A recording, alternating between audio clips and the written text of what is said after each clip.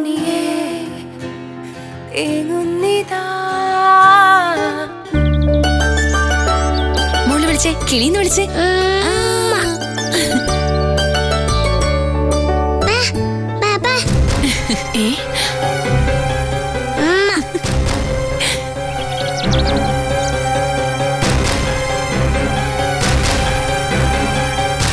അതാ കിളി വിളിക്കുന്ന തുമ്പിയെ. കിളിയെ വിളിച്ചേ. ഈശ്വര, വെള്ളം കുടിക്കുന്ന കണ്ടോ? ആഹാ, ഇതാരാ?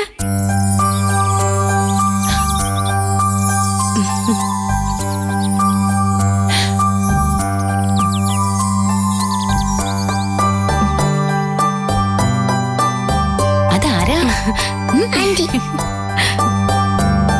ഞങ്ങൾ മോളെ ഇങ്ങ് കൊണ്ടുവന്നു. നന്നായി. ചക്കരേ, ചക്കരയല്ലേ? തുമ്പിന്ന മോളുടെ പേര്. ദേ, ഇതാണ് മോളുടെ ചെറിയമ്മ. അറിയാമോ? പറ, ആരാ?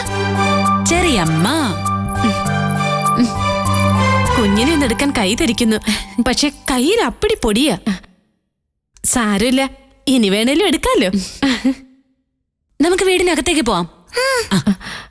ഞാൻ കുളിച്ചതല്ല, അല്ലെങ്കിൽ ആരതി ഒഴിയായിരുന്നു. അതൊന്നും കുഴപ്പമില്ല ചേച്ചി. ബാ. തുമ്പിമോളെ, കാർത്തിക ചെറിയമ്മ ഇപ്പൊ വന്ന് മോളെ എടുക്കുന്നുണ്ട് കേട്ടോ.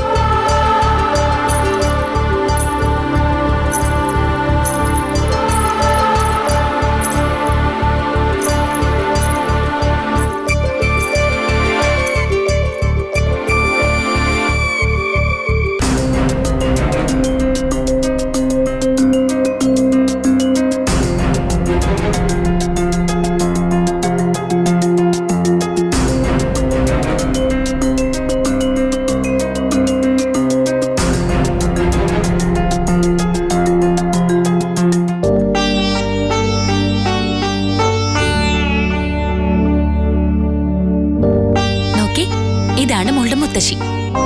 മുത്തശ്ശി ആരാ? മുത്തശ്ശി. ആ, മുത്തശ്ശി. മുത്തശ്ശി. മുത്തശ്ശി. അകത്ത് പോ.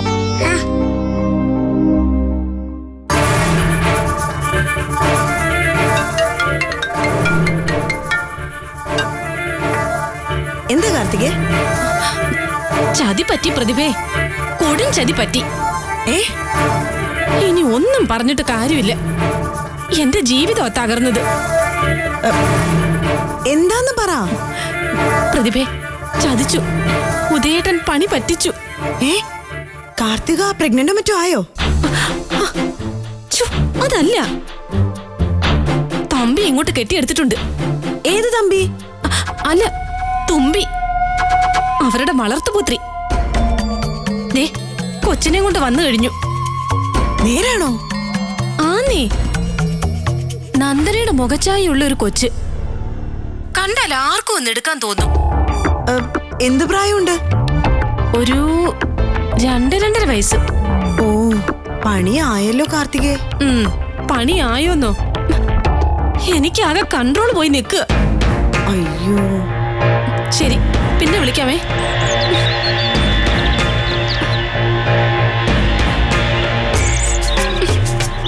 പോകില്ലേ ചെലക്കാതെ, എല്ലാത്തിനും എറിഞ്ഞു കൊല്ലും.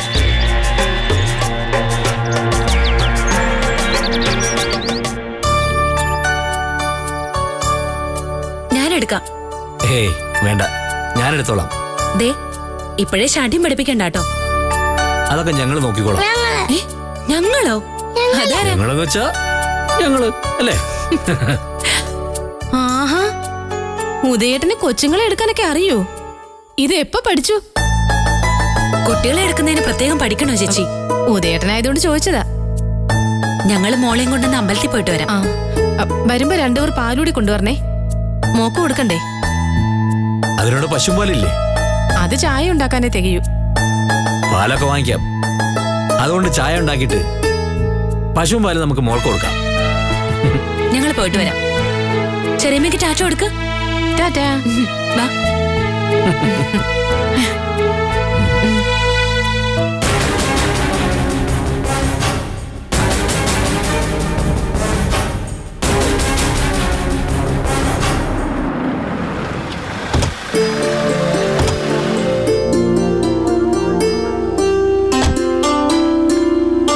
വരൂ.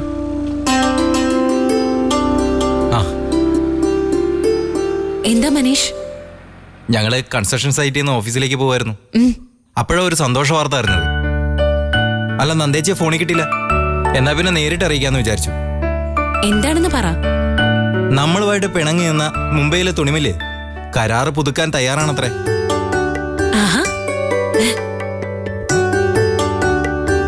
നമ്മൾ പറയുന്ന കണ്ടീഷൻസ് എല്ലാം ഓക്കെ. അവർക്ക് കുന്നത്തൂർ ടെക്സ്റ്റൈൽസുമായിട്ട് ഡീൽ ഉറപ്പിക്കണം. ഹാപ്പി ന്യൂസ് ആണല്ലോ. എതിയേട്ടനാ ആ കമ്പനിയുമായി മുമ്പ് എഗ്രിമെന്റ് വെച്ചത്.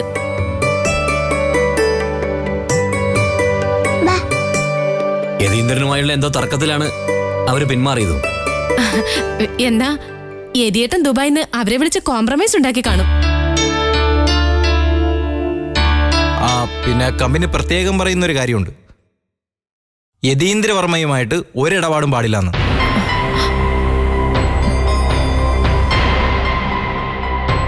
ഞാൻ പറയാം. ഇപ്പൊ ഈ സന്തോഷ വർത്താനം എത്തിയത് ഒരാള് കാരണം. എന്റെ തുമ്പി.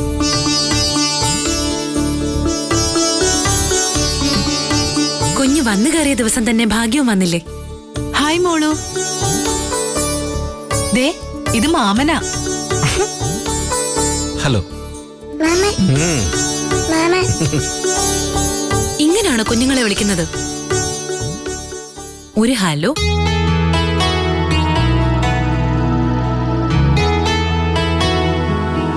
മനീഷേ, നമ്മുടെ എല്ലാ സ്റ്റാഫിനും ഇന്ന് സ്വീറ്റ്സ് കൊടുക്കണം. ഓരോ ലഡു മതിയല്ലോ. ഹേയ്, പല ഐറ്റംസ് ചേർന്നുള്ള ഓരോ പാക്കറ്റാക്കി കൊടുക്കണം. അത് ബിസിനസ് ഏരിയയിലെ സന്തോഷ വാർത്തയുടെ ചെലവാ. തുമ്പി വന്നതിന്റെ പേരിലുള്ള സ്പെഷ്യൽ സദ്യ പിന്നാലെ ഉണ്ട്. ഞങ്ങളിന്ന് അമ്പലത്തിൽ പോകാൻ ഇറങ്ങിയതാ. നമുക്ക് കാറി കയറി പോവാം. പോവാം.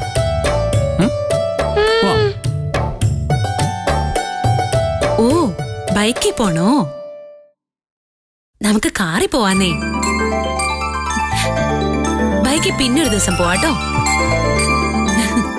തർക്കിക്കണോ നന്ദന? നമുക്ക് ബൈക്ക് പോവാം. ബൈക്ക് കൊണ്ടുപോവാട്ടോ. പോയിട്ട് വരാം. അപ്പൊ ശരി. ശരി.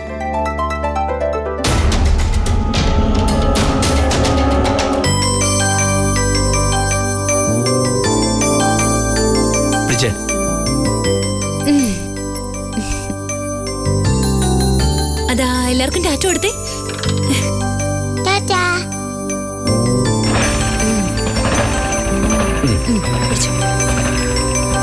മുറുക്കെ പിടിച്ചിരിക്കണം കേട്ടോ.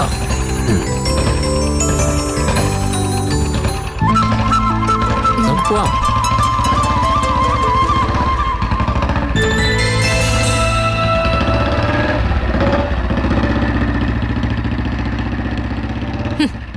JCB ഇല്ലാത്തത് ഭാഗ്യം. അല്ലെങ്കിൽ കൊച്ച അത് പഠിപ്പിക്കുമായിരുന്നു. കുഞ്ഞല്ലേ ചേച്ചി? എതിയേട്ടനൊരു കൊട്ടു കൊടുത്തപ്പോ മനീഷിന് തൃപ്തിയായോ? കൊട്ടല്ല, കമ്പനി പറഞ്ഞ കാര്യമാ. പിന്നെ എല്ലാരും ഒറ്റക്കെട്ടാ. നോക്കിക്കോ, വെച്ചിട്ടുണ്ട് ഞാൻ എല്ലാത്തിനും. ചേച്ചി, ഏത് ബേക്കറിന്നാ സ്വീറ്റ്സ് വാങ്ങണ്ടേ? ചൂടോടെ സാധനങ്ങള് ഏത് കടയിന്നാ കിട്ടാന്ന് അറിയാനാ.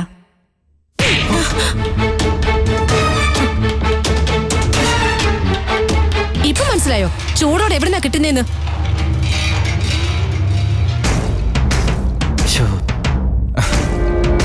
ചൂടോടെ വാങ്ങിച്ചല്ലേ. എന്നാ പിന്നെ നമുക്ക് പോയാലോ? പോവാ, വാ.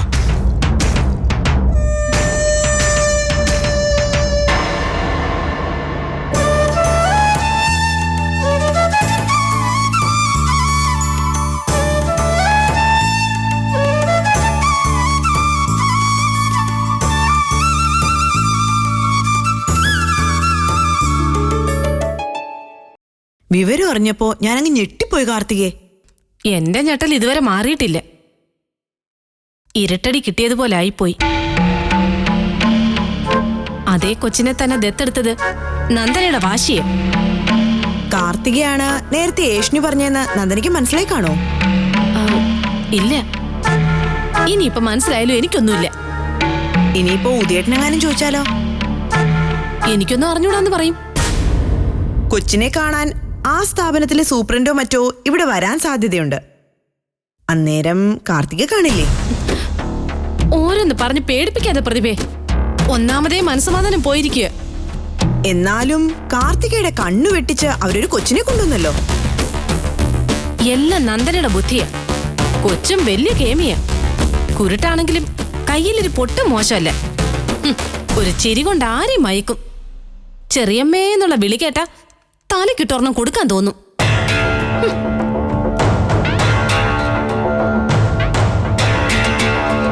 അല്ല, എന്താ കാർത്തികയുടെ ഇനിയുള്ള പ്ലാൻ?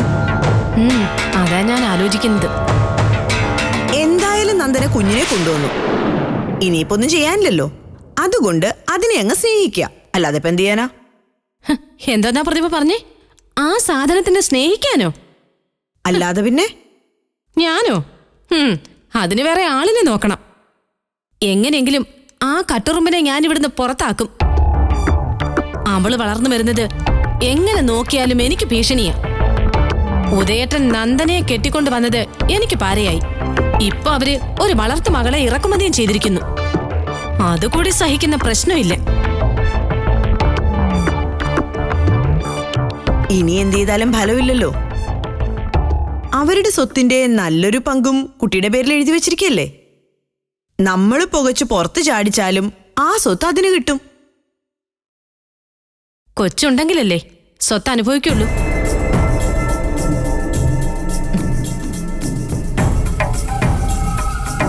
പുകച്ച് പുറത്ത് ചാടിക്കാനല്ല, പുകയ്ക്കാനാ ഞാൻ ആലോചിക്കുന്നത്. അതിനെ മുളയിലെ നുള്ളണം. അത് ഞാൻ ചെയ്യും. ഈ കാര്യത്തിലെങ്കിലും എനിക്ക് ജയിക്കണം. അധികം വൈകാതെ പ്രതിഭ ആ നല്ല വാർത്ത കേൾക്കും. കാത്തിരുന്നു.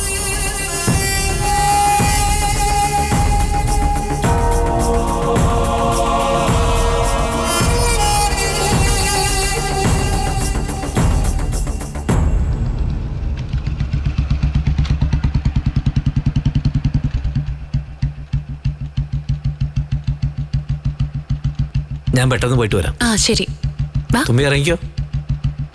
വാ. ചെല്ലേ. അങ്ങനെ അച്ഛൻ പെട്ടെന്ന് വരില്ലേ മോളെ? Good girl. ടാറ്റാ പറഞ്ഞു. ടാറ്റാ. നല്ല കുട്ടിട്ടോ. അച്ഛൻ വരുമ്പോ തുമ്പിക്ക് കളിപ്പാട്ടം കൊണ്ടുവരാൻ പറയാം. കൊറേ കളിപ്പാട്ടം.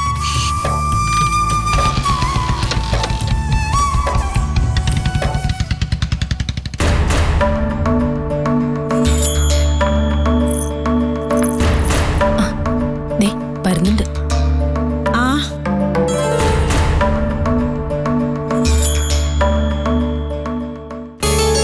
ഹായ്.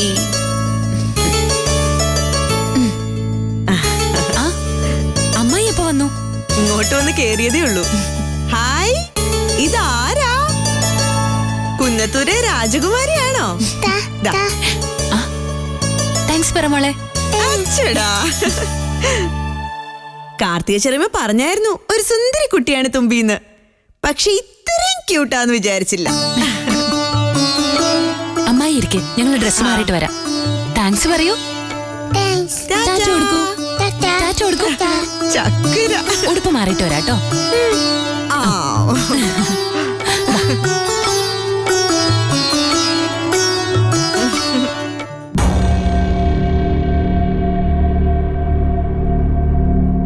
കണ്ടല്ലോ.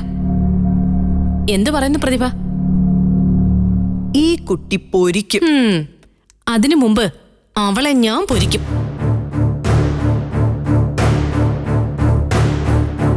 നല്ല കുട്ടിയാന്നാ പറഞ്ഞത്. നന്ദൻ അങ്ങനെയല്ലേ പറയൂ. അവരായിട്ട് അഡോപ്റ്റ് ചെയ്തതല്ലേ. നന്ദനയുമായിട്ടല്ല, ഉദയവർമ്മയായിട്ടാ ഞാൻ സംസാരിച്ചത്. എത്ര നല്ല കുട്ടിയാണെന്ന് പറഞ്ഞാലും സ്വന്തമായി ഒരു കുഞ്ഞില്ലാത്തതിന്റെ വിഷമം മറ്റൊന്നിനെ കൊണ്ട് നികത്താൻ പറ്റുമോ? ലോകത്ത് ആദ്യമായിട്ടല്ലല്ലോ മോളെ കൊച്ചുങ്ങളെ ദത്തെടുത്ത് വളർത്തുന്നത്. പുരാണങ്ങളിൽ വരെ പറയുന്നുണ്ട് ദത്തുമക്കളുടെ കാര്യം.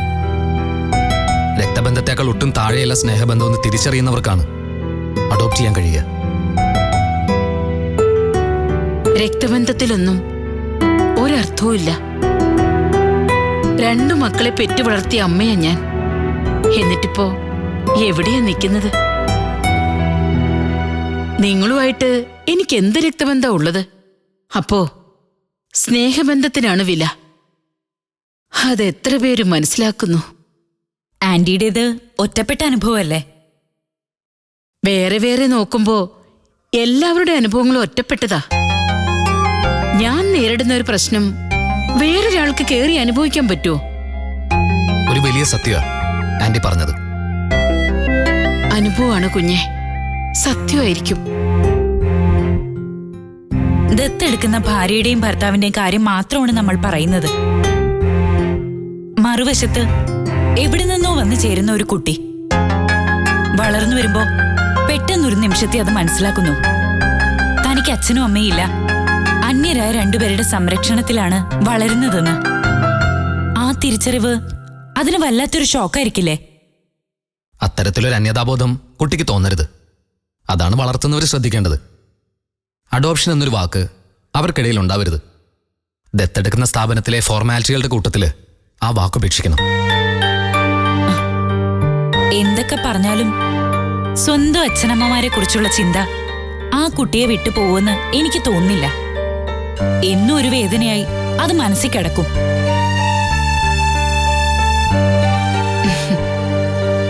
സ്വന്തം അച്ഛനമ്മമാരെ സ്നേഹിക്കുന്ന എത്ര മക്കളുണ്ട് സുപ്രിയെ?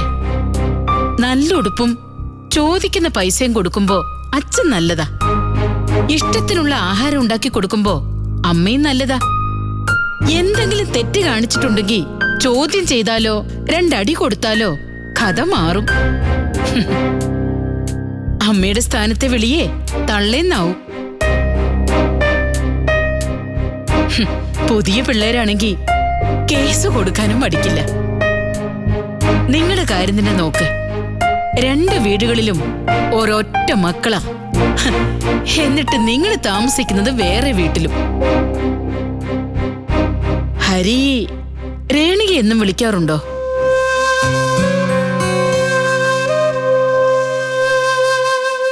പ്രിയ ജലജയെ വിളിക്കാറുണ്ടോ?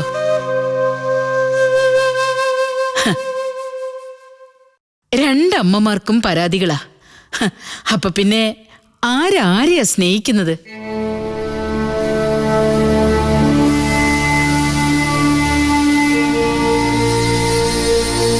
സ്നേഹം കിട്ടുക എന്ന് പറയുന്നതേ ഒരു ഭാഗ്യ.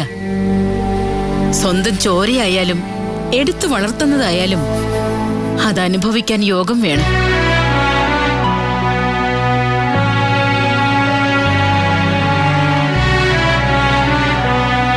നന്ദനിക്കും ഭർത്താവിനും ആ യോഗം ഉണ്ടായ മതിയായിരുന്നു. ആ അത് കർമ്മഫലം പോലിരിക്കും. ആന്റിക്ക് നന്ദനെ അറിയാമോ?